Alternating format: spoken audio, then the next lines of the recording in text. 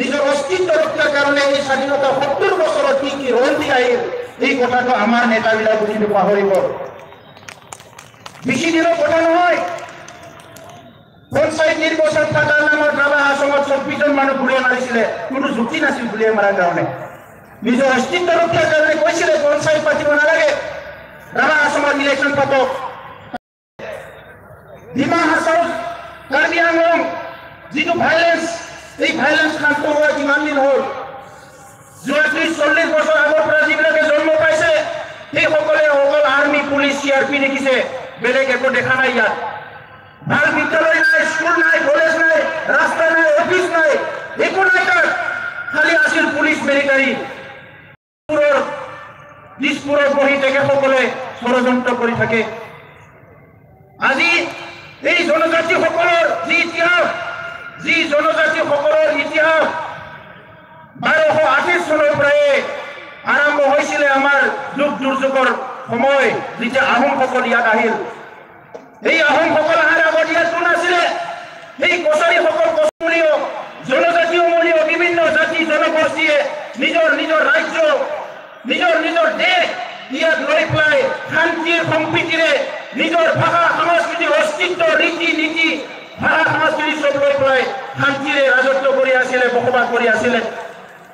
কিন্তু সেই সময়ৰ পৰা আৰু সেই সময়ৰ পৰা আৰম্ভ হৈ সেইসকলে আজি ২০০০ চনৰ পিছত আকৌ যিসকলে স্বাধীন অসম বিচাৰিছিলে, স্বাধীন কৰিব নোৱাৰিলে, একাংশই ভাৰত চৰকাৰৰ ক্ষমতা, ভাৰত চৰকাৰৰ ওচৰত আঁঠু কাঢ়ি পাই তেখেতসকলে আজি ভাৰত চৰকাৰৰ ওচৰত তেখেতসকলে কিয় মানিলে, তেখেতসকলে সংগ্ৰাম কৰিব নোৱাৰিলে। কিছুমানে সেই ভাৰতবৰ্ষৰ শাসনতন্ত্ৰলৈ গাড়ী বহিলে আৰু তেখেতসকলে নিজৰ অস্তিত্ব ৰক্ষাৰ সৰ্বোচ্চ আহি আজি টাৰ্গেট কৰিছে এই জনজাতি মূলীয় শান্তি সম্প্ৰীতি বিচৰা, নিজৰ ভাষা সংস্কৃতি ৰীতি নীতি লৈ শান্তিৰে বসবাস কৰা, অসমৰ এই বিভিন্ন প্ৰান্তত বসবাস কৰা, ভাৰতবৰ্ষৰ উত্তৰ পূৰ্বাঞ্চলত বসবাস কৰা, বিশ্বৰ এই প্ৰান্তত বসবাস কৰা আমাৰ মিচিং, বড়ো এই জাতি জনগোষ্ঠীসকলৰ কিঞ্চিত অধিকাৰটো এতিয়া টাৰ্গেট কৰিছে। ইয়াতে দুৰ্ভাগ্যজনক আৰু একো হ'ব নোৱাৰে, ইয়াতে দুৰ্ভাগ্যজনক একো হ'ব নোৱাৰে। আমি ভাবিবই পৰা নাই, ওপৰত চাই না তলত আহে। চৰকাৰৰ নীতিটো কি? যিসকলে পিছ পৰি আছে ইহঁতক ওপৰত নিবৰ কাৰণে চৰকাৰী নীতি হ'ব লাগে। যিসকলে আগবঢ়া নীতি আমি দেখিবলৈ পোৱা নাই এই অসমত, এই ভাৰততে দেখিছো। আজি ক'বলৈ বেয়া লাগে, মই কোনো আহোমৰ লগত শত্ৰু নহয়, মই তেখেতসকলক মৰম কৰো, সন্মান কৰো, তেখেতসকলক ইতিহাস পঢ়ি ভাল পাওঁ। যি গৌৰৱময় মানে ৰাজত্ব কৰা এই ইতিহাসবিলাক পঢ়িবলৈ ভাল পাওঁ। কিন্তু আজি কি হ'বলৈ গৈ আছে? যিসকলে স্বাধীনতাৰ আগত ৬০ বছৰ ৰাজত্ব কৰিলে আৰু স্বাধীনতাৰ পিছতো আজি অসমৰ ৰাজত্ব কৰি আছে, সেইসকলক জনজাতিকৰণ কৰিব। এই যে নীতি, এই নীতিটো আমি কেনেকে মানি ল'ম? ৰাইজ মানি ল'বলৈ সাজু আছেনে? কোনোবা সাজু আছেনে? সৰ্বানন্দ এইখিনি নুশুনে, এছেম্বলিত বহি আছে। কোনোবা সাজু আছেনে? আমি থিয় দিব লাগিব, থিয় দিব লাগিব। ভাৰত সংবিধান কাৰো কাৰণে নহয়, সকলোৰে কাৰণে। আৰু এই সংবিধান ৰক্ষাৰ কাৰণে যিসকলে কাম কৰি আছে, RGI, NCST কমিশ্যন, এই RGI NCST কমিশ্যনে ৮বাৰকৈ ST হ'ব নোৱাৰে বুলি ৰিজেক্ট কৰি আছিলে। ST হ'ব নোৱাৰে, এই জনগোষ্ঠীবিলাকৰ কোনো ক্ৰাইটেৰিয়া ফুলফিল নকৰে। আমাৰ নিচিনা ৰীতি নীতি, আমাৰ নিচিনা সংস্কৃতি, আমাৰ নিচিনা ভাষা ধৰ্ম এইবিলাক নাই। যিসকলে আজি এই ৭০ বছৰে আমাক তাচ্ছিল্য কৰি আহিলে, ভাৰত স্বাধীনতাৰ আগত আমাক কছাৰী বুলি পায়, আমাৰ পানী নাখায়, আমাৰ ঘৰত ভাত নাখায়, আমাৰ চোতালত নাযায়, আমাৰ লগত বিয়া নকৰে, আমাৰ ল'ৰাবিলাকৰ লগত।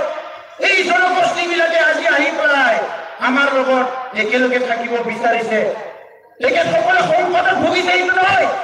তেখেতসকলে অস্তিত্ব সংকট হৈছে, মই এইটো বিশ্বাস কৰা নাই, নকৰো। সকলৰ টাৰ্গেট একমাত্ৰ এই জনজাতিসকলৰ যি কিঞ্চিত অধিকাৰ, সেই অধিকাৰত সোমাই পেলাই আমাৰ যি কিঞ্চিত বাচি আছে এইটো ধ্বংস কৰি পেলাই আমাৰ নিক্ষেপ কৰাৰ ষড়যন্ত্ৰ ইয়াৰ বাহিৰে একো নহয়। কিন্তু পৃথিৱীত সকলৰ বন্ধু আৰু সকলৰ শত্ৰু হ'ব পাৰে।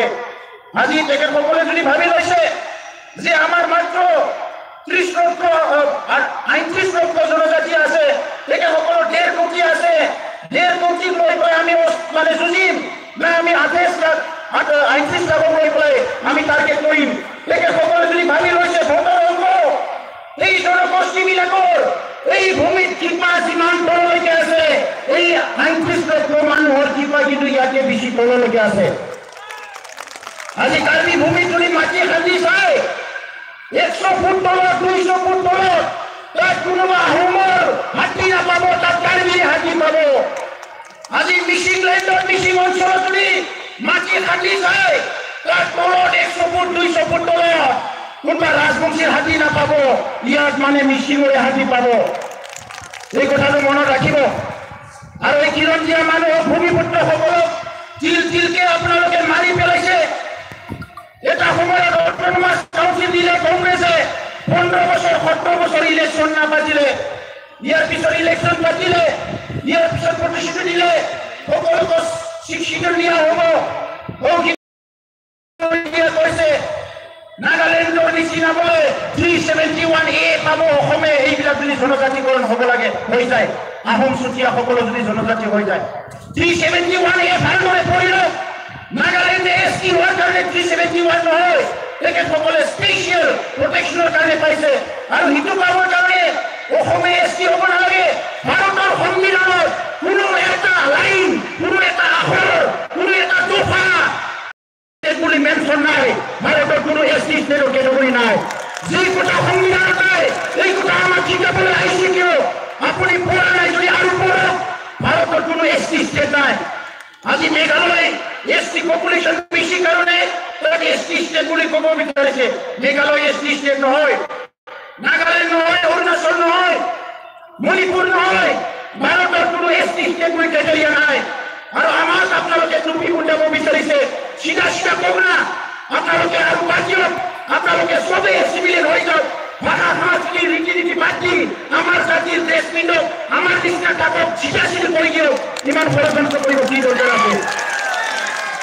আৰু ইটো যদি ক'ব বিচাৰে, মই এইটোকে ক'ব বিচাৰিছো, যি কাৰ্বিসকলে অকলে নিজৰ অস্তিত্ব যুঁজি আছে, যি মিচিংসকলে অকলে যুঁজি আছে, যি ৰাভাসকলে অকলে যুঁজি আছে, যি বড়োসকলে ৫,০০০ শ্বহীদ হোৱাৰ পিছতো অকলে যুঁজি আছে।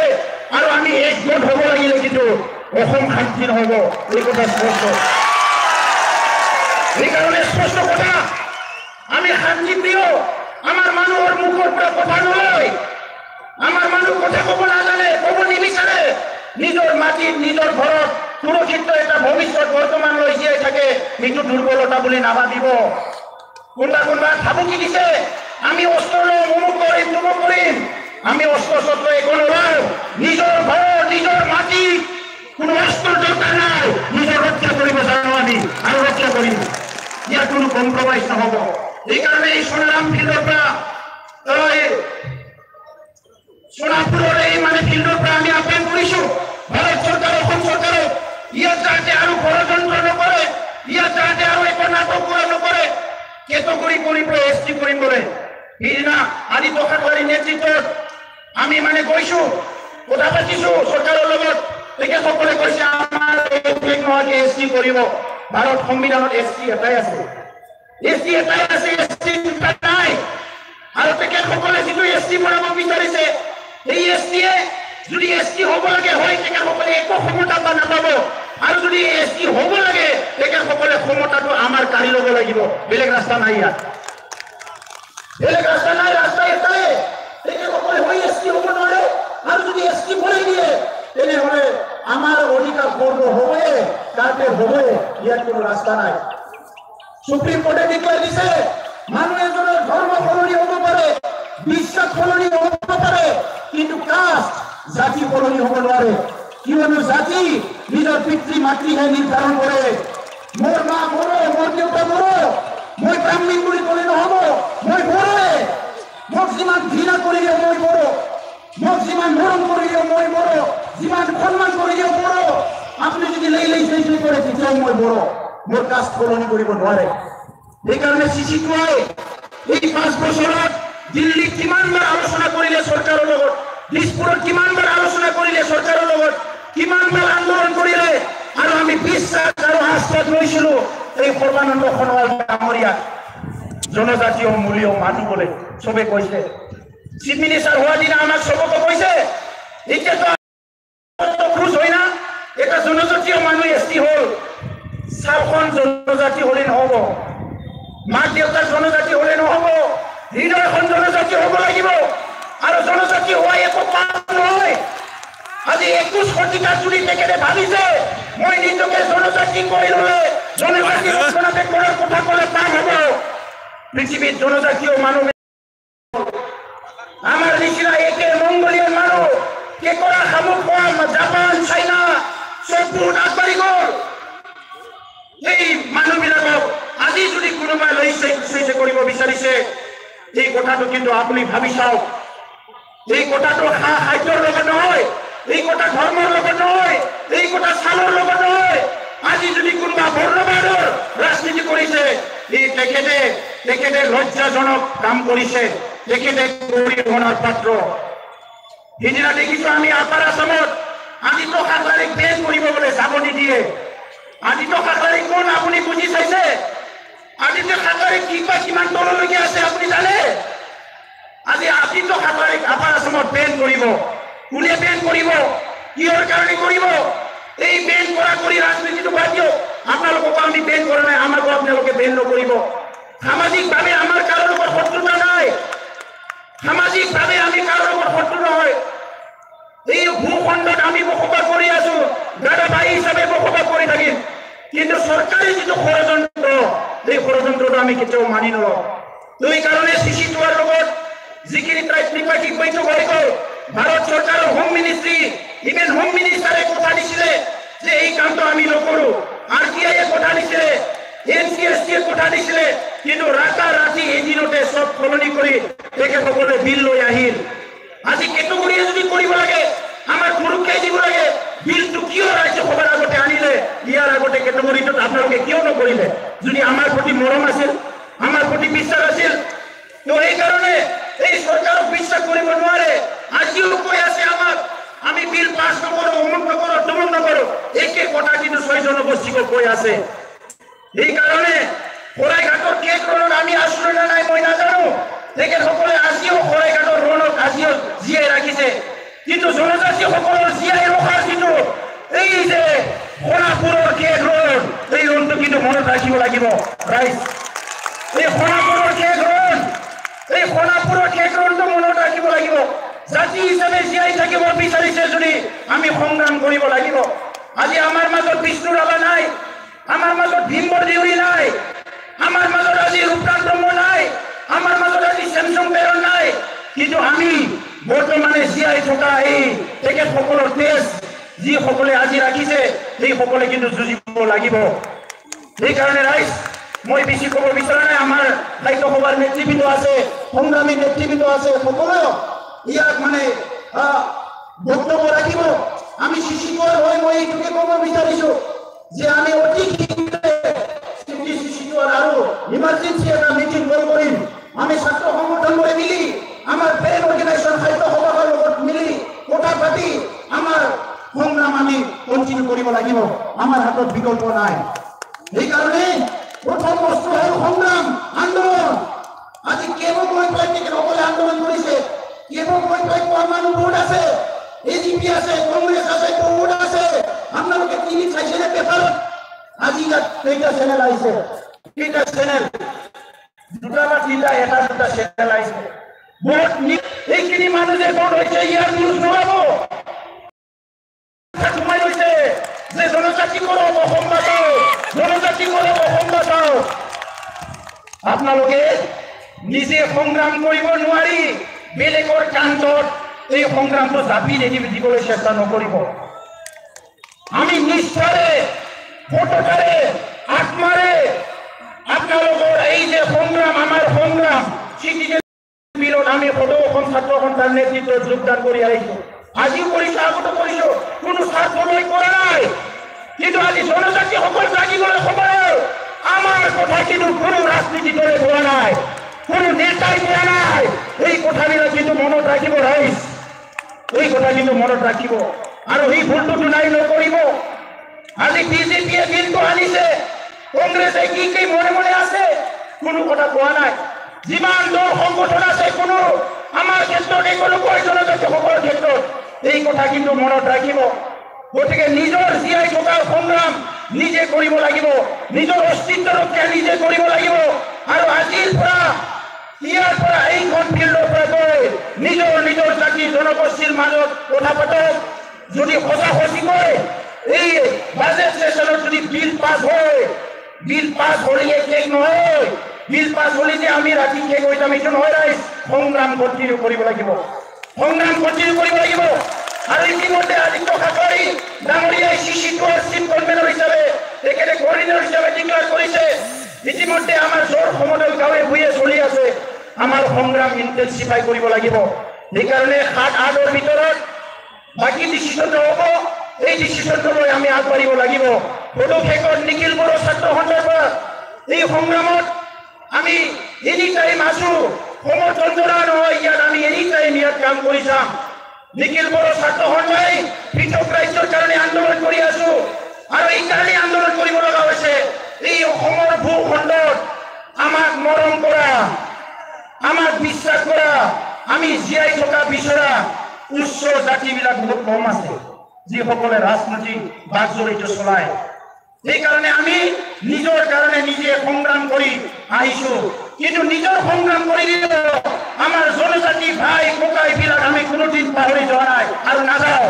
সদায় মাত মাতি যাম বহুত সময়ত কোনোবা জনগোষ্ঠী আমাৰ লগত থিয় হ'ব নোৱাৰে কিন্তু আমি কোনো চিন্তা কৰা নাই বা বিয়া কৰা নাই কিন্তু অসমত 1 নম্বৰ জনজাতি হিচাপে জীয়াই থাকিব লাগিব 2 নম্বৰ নিজৰ জাতি জনগোষ্ঠীৰ অস্তিত্ব সাংস্কৃতিক ভাষা লৈ পেলাই আমি জীয়াই থাকিব লাগিব নহলে আমি বিলীন হৈ যাম আমি নিক্ষেপ হৈ যাম আৰু ইয়াৰ কাৰণে কিন্তু দায়ী বৰ্তমান প্ৰজন্মৰে হ'ব এই কথাটো মই সকীয়াই দিছো আৰু ইয়াৰ লগত পদক্ষেপৰ এই কথাই ক'ব বিচাৰিছো আজি যিসকলে খন্তেকীয়া ক্ষমতা লৈ গাড়ী কৰি আছে কাউন্সিলবিলাকত BTC কাউন্সিল বাৰে বাৰে NOC দিয়ে ৰাজনীতিক স্বাৰ্থ দিয়ে বুলি কয় অমুক কিন্তু যিসকলে আমাৰ বিপক্ষে থিয় হয় তেখেতসকলে কিন্তু আমাৰ শত্ৰু যিসকলে আমাৰ বিপক্ষে থিয় হয় তেখেতসকলে আমাৰ শত্ৰু এইটো দাদা ভাইৰ কথা নাই আৰু শত্ৰু কোন মিত্ৰ কোন এইটো চাব লাগিব সেইকাৰণে বাকী কাউন্সিলবিলাকক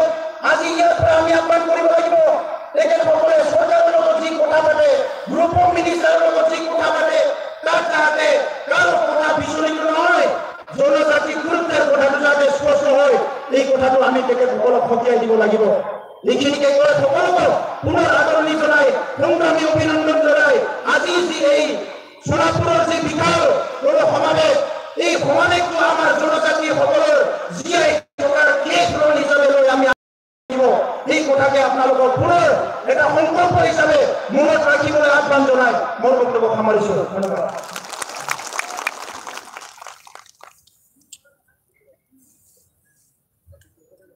নিখিল বড়ো ছাত্ৰ সন্থাৰ সভাপতি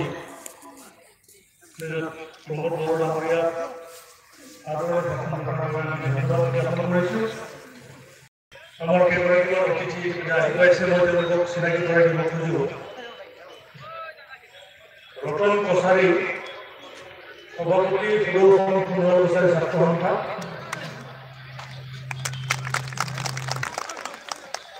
জিতুল ৰাজ সোণোৱাল প্ৰেচিডেণ্ট সোণোৱাল যুৱ মঞ্চ জিতুল ৰাজ Sonowal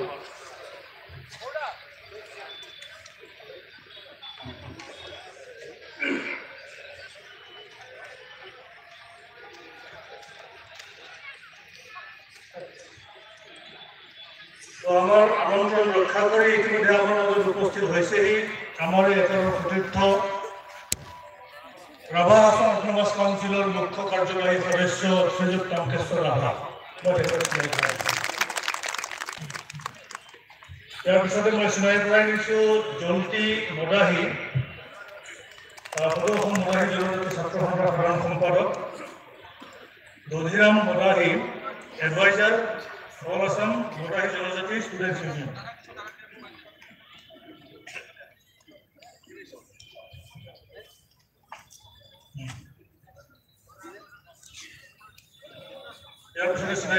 Mongol Bay Advisor Karbi Students Association. Mongol Bay আছে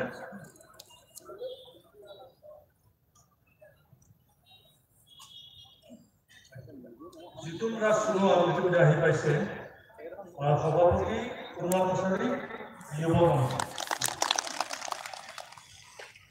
Peter Rabha secretary United Tribal Organisation of Assam Pitar Rabha Principal Deuri, Sri Principal Deuri, Cultural Secretary Deuri Students Union.